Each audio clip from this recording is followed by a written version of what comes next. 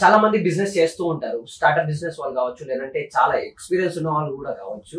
వాళ్ళు కొన్ని టిప్స్ తెలియకపోవడం వల్లనో, ఏదైనా స్ట్రాటజీ ఫాలో అవ్వకపోవడం వల్లనో వాళ్ళ బిజినెస్ అనేది ఫాలో అయిపోతుంది ఒక్కసారిగా. అప్పుడు ఏం చేయాలి, మళ్ళీ వెనక్కి సక్సెస్ఫుల్ వేలో ఎలా తీసుకెళ్ళాలి అనే ఆ ఒక డిప్రెషన్ అనేది చాలా భయంకరంగా ఉంటుంది.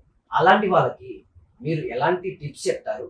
మళ్ళీ సక్సెస్ఫుల్ బిజినెస్ గా వాళ్ళు చేసుకోవాలంటే ఎలాంటి స్ట్రాటజీ వాడాలి? ఇది మంచి క్వశ్చన్ అడిగారండి. ఇది నా క్లయింట్కి ఒకరికి ఎదురైన సమస్యని.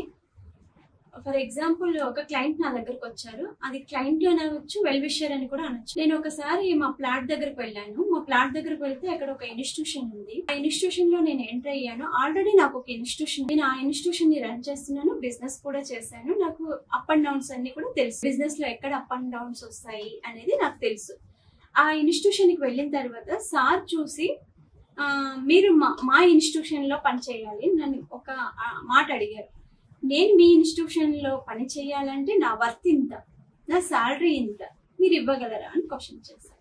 ఇప్పుడిప్పుడే స్టార్ట్ అవుతున్నాను మేడం, నేను ఇప్పుడిప్పుడే స్టార్ట్ అవుతున్నా, ఇంత శాలరీ నేను ఇవ్వలేను అని కరెక్ట్, నేను చెయ్యలేను అని చెప్పాను. ఎందుకంటే నేను ఎప్పటి నుంచో ఉన్నాను, నేను నా లెవెల్ ని తగ్గించుకొని మీ లెవెల్ కి నేను రాలేను. ఎందుకంటే ఆయన నాకు శాలరీ ఇవ్వలేనిది ఆయన వీక్ పాయింట్ అవ్వచ్చు, కానీ నేను ఒక లైఫ్ కోచ్ గా ఉండి, బిజినెస్ కోచ్ గా ఉండి, నేను అంత తక్కువ శాలరీకి వెళ్ళి అక్కడ నేను పని చేయాల్సిన పని నాకు లేదు. ఈ బిజినెస్ ని, నాలాంటి పర్సన్ ని 10 మందిని మీరు ప్రమోట్ చేసుకోవాలంటే మీ బిజినెస్ ఎలా ఉండాలి అనేది ఒక ఐడియా ఇచ్చాను.